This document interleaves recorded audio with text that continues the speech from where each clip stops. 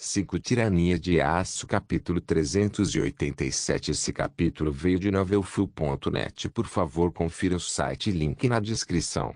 Nuble Notas. Esse capítulo foi patrocinado por Natália Rodrigues. Arnulfo olhou para longe. O que ele viu foi o brilho da armadura de ferro de um exército. A cerca de 300 metros de distância, nos campos da Andaluzia marchavam bem mais de 10.000 católicos ibéricos. No entanto, eles não sabiam que dentro do alcance de tiro estavam 250 membros da Guarda Real de Granada. Por que eles não sabiam? Você pode perguntar. A razão era bastante simples. Arnulfo instruiu os homens sob seu comando a pintar suas armaduras e roupas com a lama. Enquanto a Guarda Real de Granada estava equipada com uma armadura de padrão espelhado protegendo seus órgãos vitais, por baixo havia uma série de túnicas verdes que representavam as cores de Al-Andalus. As túnicas e armaduras usadas sobre ele agora estavam manchadas nos tons terrosos da lama, criando uma camuflagem bastante decente. Esta não foi a primeira unidade inimiga que eles emboscaram desde o início da guerra de guerrilha, mas foi definitivamente a maior. Devido ao número esmagador da União Ibérica, eles se dividiram em exércitos menores, sitiando vilas, cidades e castelos em uma rápida conquista da terra. Arnulfo decidiu combater essa ameaça dividindo sua própria força pequena e de elite em várias células, cujos objetivos eram causar sabotagem aos exércitos ibéricos e assassinar seus líderes. O conflito aberto era estritamente proibido. Essas células agiam como infantaria montada que formava uma teia ao redor do norte de Granada. Se uma célula estivesse em perigo, ela poderia ser rapidamente apoiada por outra próxima por meio do uso de sinais de fumaça. O plano atual em que Arnulfo estava envolvido era simples: esperar até que o anfitrião granadino estivesse no campo de tiro e mirar na liderança. Curiosamente, eles finalmente pegaram um peixe grande. O exército à sua frente parecia pertencer a ninguém menos que o Duque Lorenzo de Benavente, o mesmo homem que havia trabalhado ao lado da Ordem de Calatrava para derrotar o exército real granadano em batalha há algum tempo. Se não fosse por seus esforços, a probabilidade de a União Ibérica adquirir arcabuzes e falcoetes seria bastante baixa. Apesar de todas as vidas perdidas na Batalha das Planícies da Andaluzia, agora era a hora de Arnulfo se vingar. Como tal, ele ordenou a seus homens que preparassem suas armas. Carregue suas armas, se ainda não estiverem, e prepare-se para atirar em minha marca. Está vendo aquele bastardo com o brasão de Benavente? Meu palpite é que é Duque, então mire nele e nos oficiais próximos. Como tal, os homens engatilharam seus mosquetes e apontaram a mira para os alvos diante deles. Os ibéricos estavam agora a cerca de 200 metros da força oculta dos guerrilheiros granadinos, e foi nesse momento que Arnulfo deu seu comando: abrir fogo. Com isso dito, seus soldados puxaram o gatilho e, com isso, o eco de tiros ressoou no ar quando os projéteis de Menibal foram lançados para baixo e para os corpos do inimigo. O sangue espirrou instantaneamente pelas planícies e os soldados ibéricos imediatamente começaram a reagir à emboscada. Embora nem todos os projéteis tenham atingido seus alvos, foi o suficiente para derrubar vários policiais e, o mais importante, o homem vestido com as cores da Casa de Benavente. Ele tinha vários ferimentos à bala no torso. A probabilidade de sobreviver era praticamente inexistente. Depois de disparar seus primeiros tiros, os granadinos fugiram de suas posições e desamarraram seus cavalos escondidos em uma vala abaixo, de onde cavalgaram para o deserto. Embora os cavaleiros ibéricos os perseguissem imediatamente, eles foram finalmente deixados para trás pelos cavalos sem armadura em uso pela Guarda Real Granadã. Enquanto Arnulfo e os granadenses escapavam, um homem de armas vestido com uma armadura de placas sem sobretudo se aproximou rapidamente do homem que se supunha ser o Duque Lorenzo de Benavente. O homem de armas rapidamente desabotou o bacinete do homem que estava sangrando para revelar o rosto escondido atrás do capacete. Infelizmente para Granada e seus soldados, ele não era Lorenzo de Benavente, o homem mais odiado pelos soldados do exército granadino. Ao verem isso, Os soldados tiraram rapidamente o capacete para revelar que não era outro senão o Duque Lorenzo de Benavente em carne e osso. Ao fazer isso, ele tocou a testa do moribundo e começou a falar com ele em um tom reconfortante. Meu caro amigo, agradeço-lhe o seu sacrifício. Prometo-lhe que não permitirei que estes malditos mouros se safassem do que fizeram. Vou expulsar cada um deles destas terras, e tudo graças a você. Sabendo que os granadenses estavam mirando oficiais de alta patente nos exércitos da União Ibérica com táticas de atropelamento e fuga, Lorenzo havia previsto com precisão que Arnulfo e seus homens, mais cedo ou mais tarde, tentariam sua vida. Como tal, ele se vestiu como um homem de armas comum e permitiu que outro tomasse seu lugar como isca. Ele estava atento o tempo todo para uma emboscada inimiga, mas nunca esperava que os granadinos se misturassem com o terreno. A própria ideia aterrorizou o duque até o âmago de seu ser. Se eles tivessem que ficar à procura de assassinos em potencial dentro de cada arbusto, árvore e vala, seria uma campanha longa e extenuante. Como tal, o homem decidiu que precisaria criar uma série de táticas para neutralizar esse novo estilo de guerra que os granadinos começaram a praticar. Um exército em marcha não poderia se misturar facilmente com o ambiente. O menor dos movimentos revelaria instantaneamente sua posição a um olho bem treinado. Enquanto o Duque Lorenzo começou a pensar em novas táticas para lidar com os guerrilheiros granadinos, Arnulfo conduziu seus soldados para fora do alcance do inimigo e para um pequeno acampamento montado em um vale a uma distância razoável das celas mais próximas. Não havia tendas ou qualquer outra impressão perceptível de sua presença. Em vez disso, os alojamentos foram construídos a partir da própria terra, com abrigos primitivos sendo a forma padrão de cobertura. Eles faziam fogueiras no chão que escondiam sua presença para cozinhar tudo que conseguiam caçar por toda a terra. Depois de chegar ao acampamento e desmontar de seus cavalos, Arnulfo reuniu os homens enquanto desenhava um mapa, que continha muitas marcações, principalmente posições inimigas e aliadas, bem como áreas de conflito em andamento. Ao ler o mapa, ele fez várias marcações sinalizando o movimento dos cerca de 10.000 homens que encontraram e o local em que provavelmente atacariam. Depois de fazer isso, ele enrolou o mapa, onde ele então amarrou a pena de um dos falcões empregados por sua unidade como meio de comunicação. Esta inteligência foi enviada de volta ao general Ziad ibn Yais, cujas forças compreendiam o principal exército defensivo dentro das fronteiras do Emirado de Granada. A missão dos homens sob o comando de Arnulfo não era apenas engajar-se na guerrilha, mas atuar como reconhecimento, relatando os movimentos e números das unidades inimigas. Tendo cumprido esse dever, Arnulfo suspirou pesadamente enquanto tirava o capacete e enxugava o suor da testa.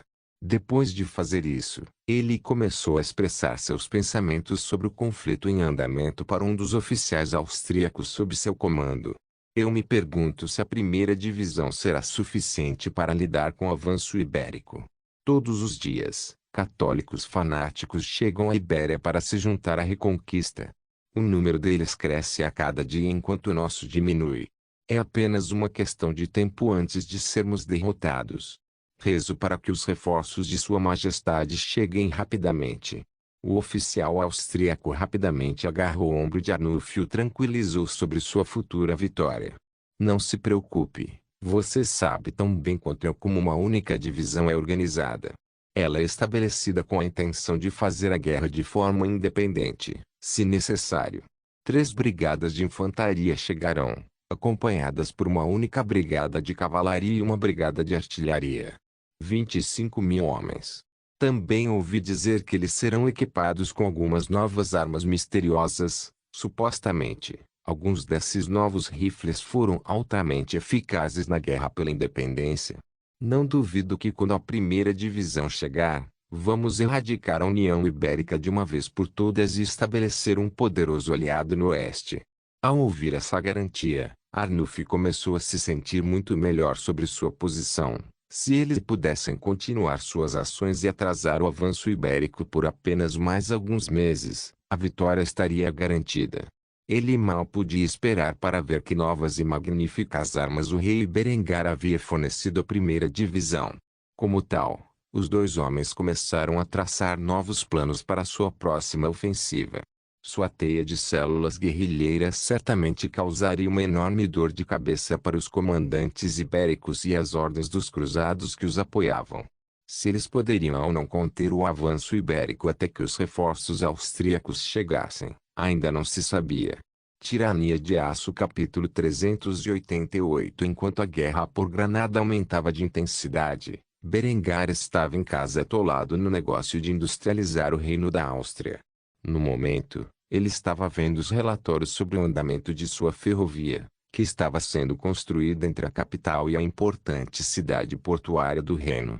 Com cerca de 292 milhas de comprimento total, a ferrovia estava quase concluída após meses de esforço extenuante dos trabalhadores que optaram por construir uma invenção tão importante.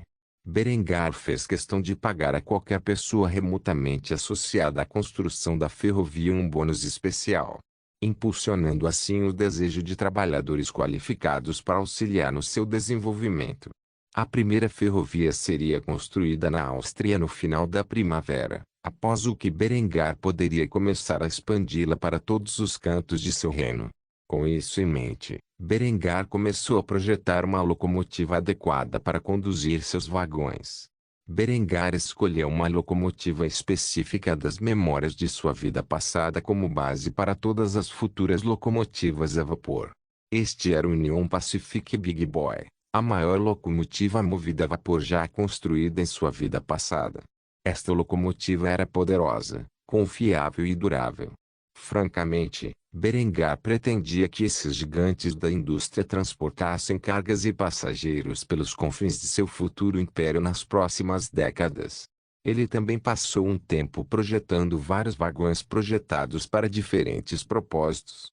Em sua vida passada, os americanos levaram 6 anos para construir a ferrovia transcontinental, considerando que estava lidando com uma quantidade substancialmente menor de terra. Ele sabia que poderia construir uma ferrovia em seu domínio atual nos 5 anos que estimou que levaria para os cruzados marcharem em seu território.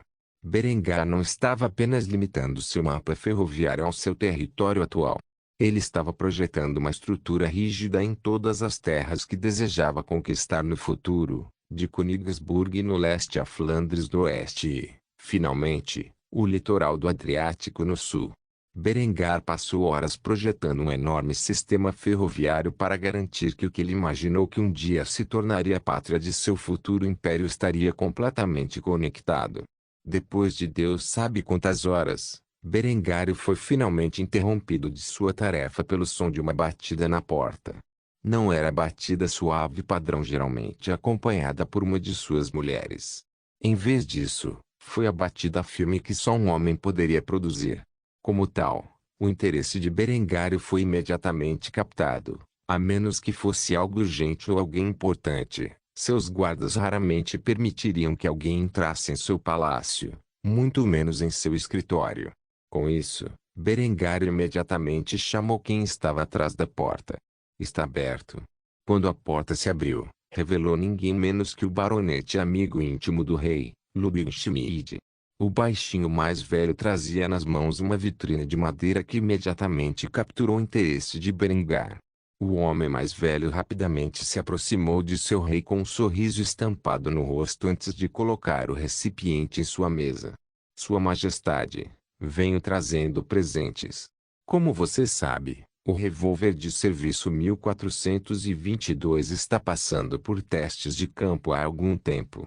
Bem, estou feliz em anunciar que agora ele foi aprovado para uso em combate.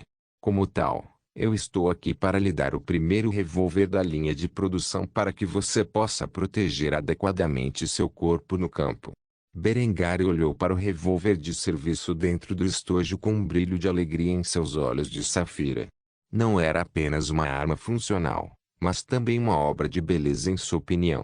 Esta arma de fogo foi baseada no Swiss 1929 Ordnance Revolver usado pelo exército suíço durante a vida anterior de Berengar. Funcionalmente, O design era uma versão aprimorada do revólver Swiss 1882 Ordnance, o que significava que era uma pistola de dupla ação de carregamento por portão que utilizava um sistema BAD. Ao ver esta arma excepcional, Berengário agarrou o revólver e segurou cuidadosamente nas mãos. Na mão esquerda, ele sentiu o aperto quadriculado inchar na palma de suas mãos. O aperto era sólido e bem dimensionado o suficiente para que mesmo um homem com mãos relativamente grandes como ele pudesse segurá-lo facilmente. Berengar então abriu o portão de carregamento com a mão direita, o que desativou o martelo, permitindo-lhe pressionar o gatilho, ciclando o cilindro em um estado seguro. Após confirmar que estava totalmente descarregado, fechou o portão de carregamento, reativando o martelo. Depois, ele mirou a mira da arma em uma direção segura antes de puxar o martelo para trás com o polegar esquerdo. Depois de fazer isso, ele apertou levemente o gatilho com o dedo indicador esquerdo, disparando a arma seco. O gatilho de ação única foi rápido e suave, trazendo um largo sorriso aos lábios de Berengar. Ele então abaixou a arma e abriu o portão de carregamento antes de colocá-la em seu fino coldre de couro preto, que acompanhava a arma de fogo. Depois de fazer tudo isso, ele voltou seu olhar para Ludwig enquanto elogiava o homem e seus trabalhadores por seus esforços. Maravilhoso. Simplesmente maravilhoso. Meu amigo, você nunca deixa de me surpreender com as suas habilidades. Você e seus trabalhadores devem estar orgulhosos de si mesmos. Estou ansioso para ver com que rapidez você pode equipar a primeira divisão com tais armas excepcionais. Ludwig sorriu ao ouvir o rei elogiar seu trabalho. Verdade seja dita, ele teve alguma dificuldade em trabalhar com os desenhos que Berengário havia apresentado, mas no final conseguiu criar a arma que Berengário desejava. Como tal, ele balançou a cabeça antes de se humilhar na frente do rei. Não foi nada, majestade. Eu apenas usei os projetos que você projetou e fiz os ajustes necessários. Verdadeiramente, você é quem merece o crédito por criar o design de uma arma tão bonita. Berengar riu em resposta a isso antes de colocar a mão no ombro do homem mais velho. Ao fazê-lo, ele olhou para outra peça interessante apresentada dentro do estojo. Ao notar a espada ao lado do revólver, Berengário ficou atônito. Como tal, ele rapidamente agarrou o cabo e balançou a espada em uma direção segura. Depois de alguns giros, ele olhou para a lâmina de aço damasco com um largo sorriso no rosto. A lâmina tinha uma forma que lembrava a espada do oficial de infantaria prussiano de 1889. Quanto ao punho, seu design foi baseado na espada do oficial de cavalaria austríaco de 1869, mas com o que lhe presumiu ser um banho de ouro branco sobre o material de aço. Houve também alguns pequenos ajustes para exibir o brasão da Áustria deste mundo. Tinha um nó de espada de seda de ouro branco preso na parte inferior, representando seu status como oficial do exército real austríaco. No geral, a espada era uma obra de arte funcional, e Berengar admirava muito o talento de Ludwig em criar armas de todos os tipos. Depois de brincar um pouco com ela, Berengar embainhou a espada em uma bainha de couro preto com acessórios de ouro branco presos a um cinto com padrão Sambroni. Isso agradou muito a Berengário e, como tal, complicou mais uma vez o artesão. Ludwig, meu amigo, você realmente domina a sua arte. O homem mais velho sorriu em resposta a isso enquanto inclinava a cabeça em humildade. Como ele havia declarado anteriormente, se não fosse por Berengar fornecer os projetos, levaria muito tempo para desenvolver tais armas. Ele provavelmente morreria antes que seu trabalho pudesse ser concluído. No entanto, ele estava feliz que o rei o considerasse tão bem. Assim, decidiu aproveitar para pedir a ajuda de Berengário para um determinado projeto do filho. Sua Majestade, se você não se importa que eu pergunte, meu filho tem estado ocupado com um certo projeto, e acho que ele poderia usar sua ajuda quando tiver a oportunidade de fazê-lo. Estou muito ocupado supervisionando a fábrica de armas aqui em Kufstein, então deleguei pesquisa e desenvolvimento para meu filho e uma equipe de engenheiros talentosos, a maioria composta por membros da geração mais jovem. Se você puder encontrar tempo, Eles apreciariam sua opinião sobre esta nova arma. Berengário pensou por um momento antes de suspirar pesadamente ao responder ao pedido. Se eu puder encontrar tempo, certamente ajudarei no que puder. Afinal, estou ansioso para trabalhar com seu filho por muitos anos. No entanto, estou terrivelmente ocupado e minha agenda está cheia por algum tempo. Se eu posso escapar das montanhas de papelada que você vê diante de você, vou dar uma passada e ver se posso ajudar. Luigi sorriu e curvou-se com respeito antes de agradecer ao rei por sua benevolência. Obrigado, Majestade. Isso é o máximo que posso pedir. Se não houver mais nada que eu possa ajudá-lo, então irei embora. Depois de dizer isso, Berengário acenou com a cabeça, dispensando seu engenheiro-chefe. Depois de fazer isso, ele se sentou em sua mesa e olhou para suas novas armas. Ele esperava testar sua eficácia pessoalmente sempre que tivesse a chance. Tirania de Aço capítulo 389. Nos últimos anos, desde que Berengar começou a apresentar a química moderna aos alquimistas que se reuniram em Kufstein, eles conseguiram produzir um grau significativo de uma grande variedade de produtos químicos. Tanto que uma parte do distrito industrial foi dedicada à engenharia química. Os laboratórios de química cresceram em tamanho e pessoal à medida que mais alquimistas fugiam das regiões alemãs para a Áustria em busca de uma vida melhor. Quando esses alquimistas chegaram a Kufstein, eles foram devidamente instruídos no campo da química e inspirados a desistir de suas noções primitivas de conversão de ouro e imortalidade. Na maioria das vezes, Berengário deu aos químicos a liberdade de fazerem suas próprias descobertas. Devido a essa liberação acadêmica, essas mentes brilhantes puderam avançar rapidamente no campo da química. Ao fazer isso, eles conseguiram descobrir e criar muitos dos produtos químicos necessários para avançar para a era industrial. Nesse momento, Berengar conversava com Aldo von Passau, o principal químico do Reino da Áustria, que se orgulhava de sua mais recente pesquisa. Enquanto Berengar olhava para esta última invenção, ele estava em estado de choque total e absoluto. A única palavra que ele poderia usar para descrever Aldo e sua equipe de químicos era gênio. Sentado na frente dela estava uma forma muito primitiva da bateria alcalina. Esta bateria era algo semelhante ao antigo Edison Lalande-Cell. Ele utilizou um eletrodo negativo de zinco e um eletrodo positivo de óxido de cobre com eletrólito de hidróxido de potássio.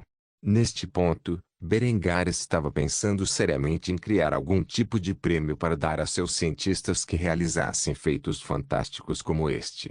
Depois de ter observado a bateria, Berengário suspirou pesadamente antes de revelar o que pensava. Aldo, meu amigo, você acaba de curar uma das maiores causas da minha dor de cabeça incessante. A testa de Aldo começou a se contrair ao ouvir isso. Ele honestamente não sabia como reagir a tal declaração. No entanto, ele estava feliz por poder ajudar. Como tal, ele curvou-se respeitosamente antes de mostrar seus agradecimentos pelo suposto elogio de Berengário. Você me honra, Sua Majestade. Berengar pode ter exagerado, em vez de suportar a dor de cabeça literal que há muito sofria em sentido figurado, pois se preocupava com a grande probabilidade de colisões de trem que inevitavelmente resultariam sem alguma forma de comunicação de longa distância. Com esta bateria, ele agora poderia inventar o telégrafo elétrico e começar a construção de estações telegráficas e fios em sua ferrovia. Com isso em mente, ele ficou incrivelmente satisfeito com os resultados dos químicos do Departamento de Química de Kufstein. Demorou um pouco, mas ele conseguiu reorganizar seus pensamentos para parabenizar o homem e sua equipe pelos esforços de maneira adequada. Aldo von Passau, por seu serviço exemplar ao Reino da Áustria e sua família real, prometo que vou criar um prêmio por suas contribuições para o campo da química. Há muito tempo ignorei o esforço da comunidade científica, e isso é hora de corrigir isso. Ao ouvir essas palavras, Aldo começou a sorrir graciosamente, como um homem vaidoso. Essa foi uma resposta muito mais adequada a todo o trabalho árduo que ele e sua equipe fizeram nos últimos anos.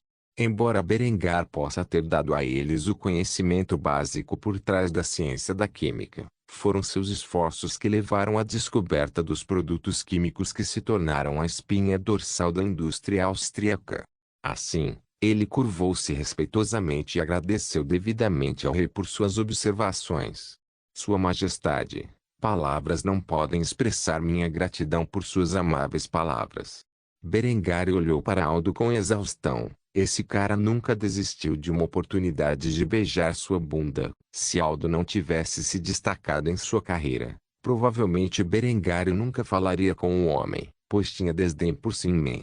No entanto, não podia negar as contribuições de Aldo e, por isso, optou por conversar um pouco mais com ele. Por fim, o químico-chefe deixou o palácio e voltou ao seu departamento.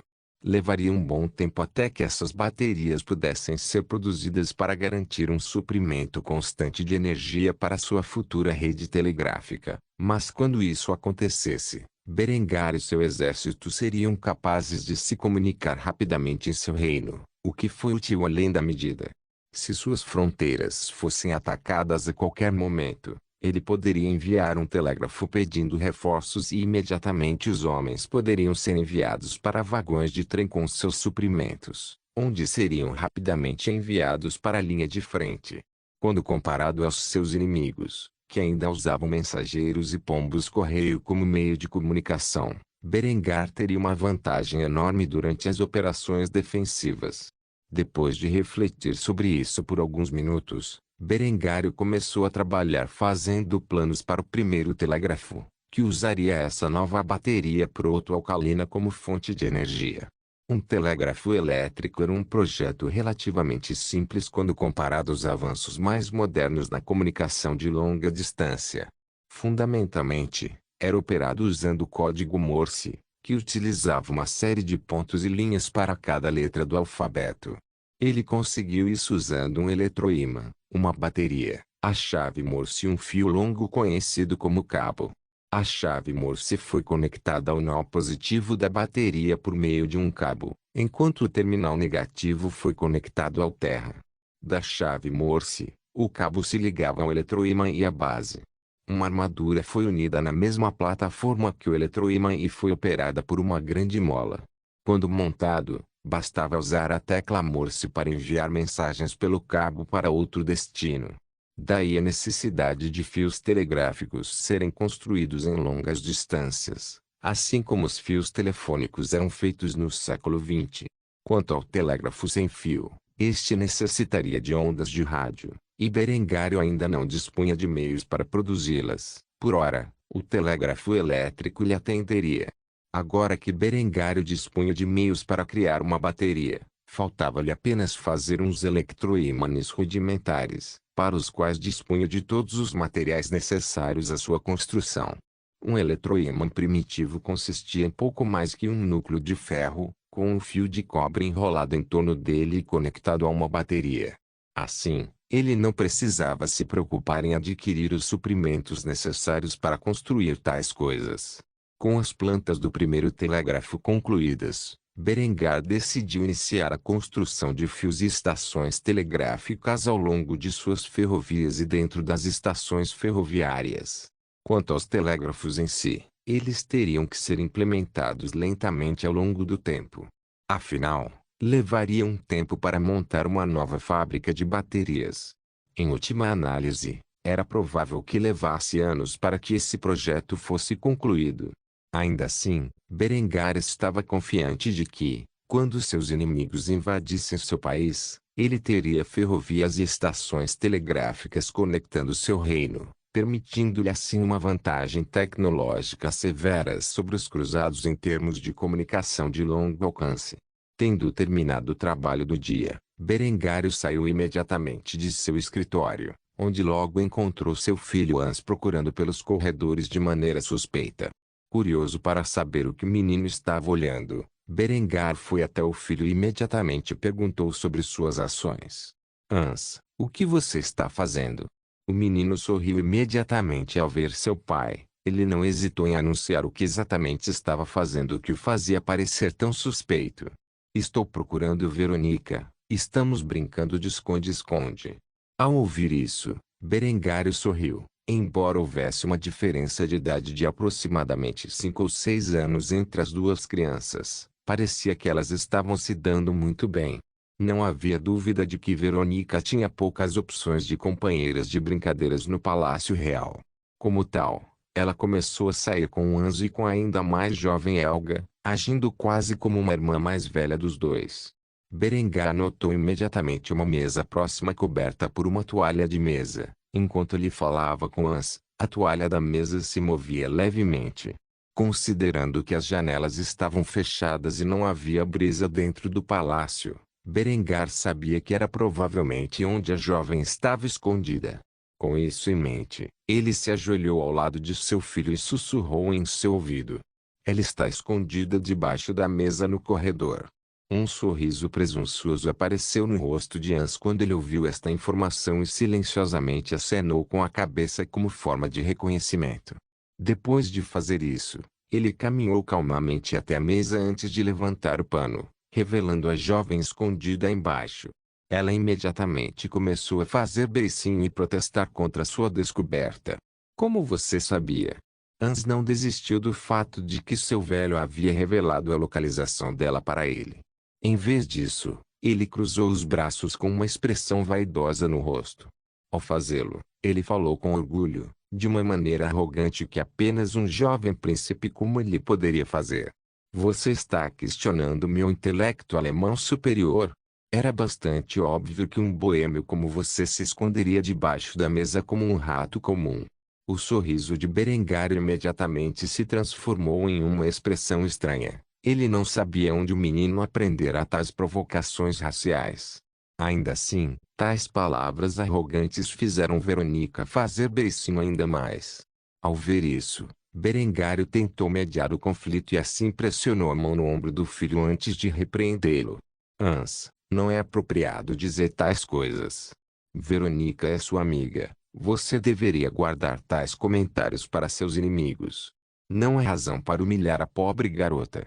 Além disso, agora é a vez dela de te caçar, e quando ela inevitavelmente o encontra, talvez ela o provoque de maneira semelhante."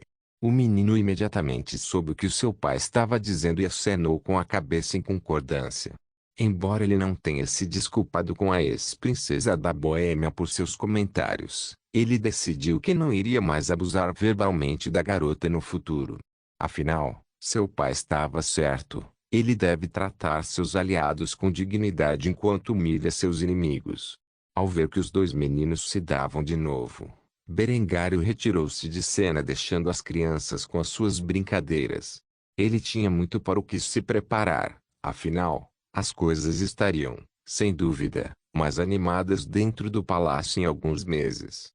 Tirania de Aço capítulo 390. O sol brilhava através das janelas de vidro de uma grande sala de conferências no distrito industrial da cidade de Kufstein. Vários homens vestidos com roupas de trabalho estavam reunidos ao redor da mesa, manchados com os vários fluidos que um engenheiro normalmente encontraria. À cabeceira desta mesa estava um jovem conhecido, o filho mais velho do lendário engenheiro Ludwig Schmid. Jacob estava projetando uma nova arma, e os homens que o cercavam eram a equipe de pesquisa e desenvolvimento designada para o Arsenal Nacional Austríaco.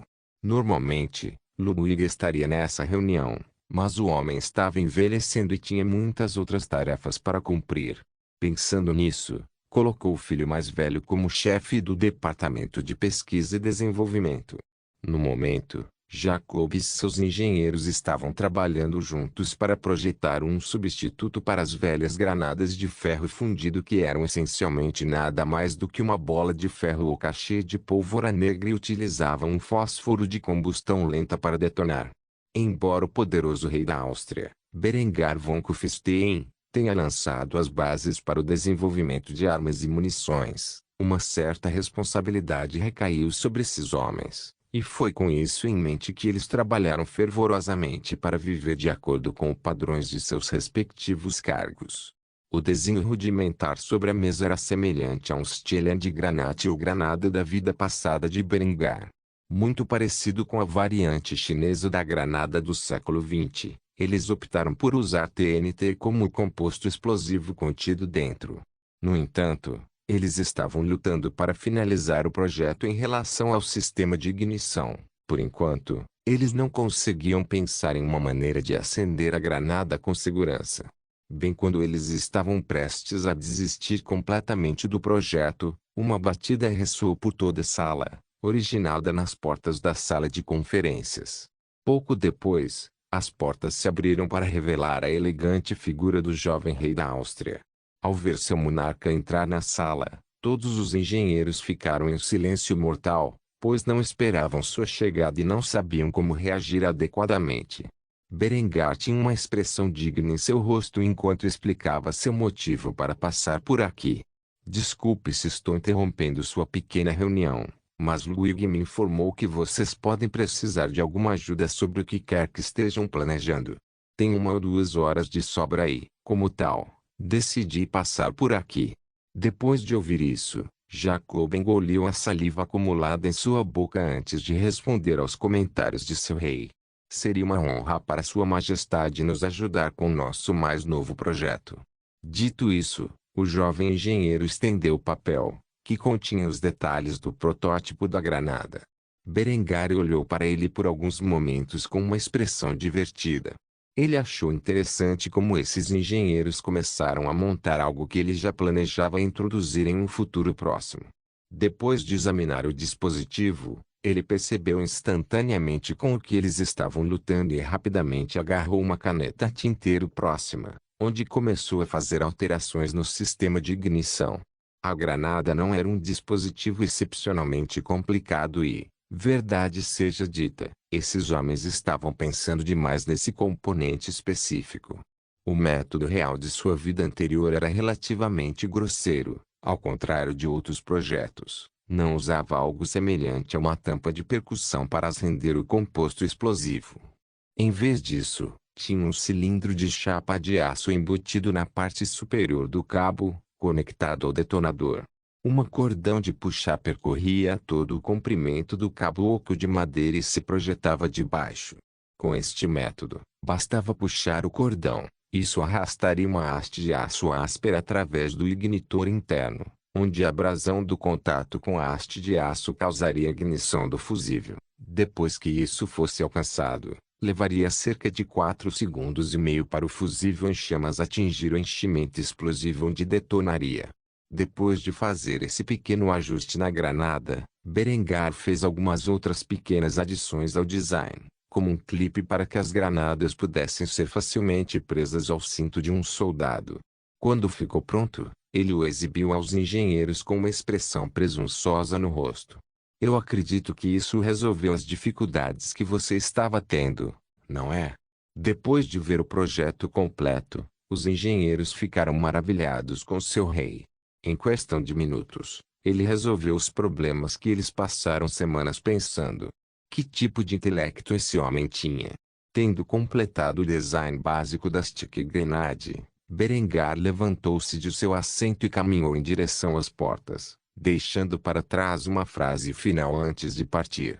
Vocês deveriam estar orgulhosos de si mesmos. Vocês projetaram uma granada eficaz para substituir os dispositivos terrivelmente desatualizados atualmente em uso por nossos granadeiros. Com isso, vocês aumentaram o grau de poder de fogo com o qual um Landwehr médio pode ser equipado. Seu único problema era que você estava pensando demais no sistema de ignição. Às vezes, um método grosseiro como esse é exatamente o que é necessário. Depois de dizer isso, ele deixou os engenheiros sozinhos. A fabricação e o teste inicial dessas armas seriam deixados para os homens nesta sala. Depois que as granadas se mostrassem seguras para manuseio, elas seriam enviadas ao Departamento de Defesa para testes extensivos em condições de campo. Depois de aprovados para uso em combate, seriam enviados ao exército. Já Berengar fez a sua parte e ficou bastante satisfeito com os resultados. Ele viu isso como um grande passo no caminho da autossuficiência. Afinal, ele não era imortal e, no dia em que morresse, seu império teria de manter e expandir tudo o que havia construído. Com esse pensamento, Berengar teve outro assunto importante em sua mente. Embora a implementação da Stick Grenade fosse essencial para a eficiência de seus soldados, Havia outra invenção indiscutivelmente mais crítica que Berengar teve que considerar e implementar o mais rápido possível. Tendo percebido isso, Berengar imediatamente começou a caminhar em direção ao departamento de Química. Após chegar ao seu destino, todos os homens dentro de seus salões pararam imediatamente o que estavam fazendo e prestaram homenagem ao jovem monarca. Berengar não estava com disposição para lisonjas e imediatamente perguntou sobre o paradeiro de um determinado químico. Algum de vocês pode me dizer onde Aldo está? No momento em que disse essas palavras, ele ouviu uma voz com a qual estava muito familiarizado chamando por ele. Como de costume, o homem por trás da voz começou a falar com elogios sem fim. Será que meus ouvidos me enganam? Aquele é o rei da Áustria que veio me visitar pessoalmente. O que eu fiz para merecer tal honra? A testa de Berengário começou a se contrair ao ouvir a habitual adulação de Aldo. Este homem realmente nunca desistiu de uma oportunidade de beijar o traseiro. No entanto, Berengar rapidamente se recuperou de sua impaciência e recuperou a dignidade de um monarca enquanto brincava. Meu caro amigo Aldo, tive uma epifania repentina e pensei comigo mesmo, quem melhor para confirmar os resultados de minhas especulações do que o químico-chefe do meu reino?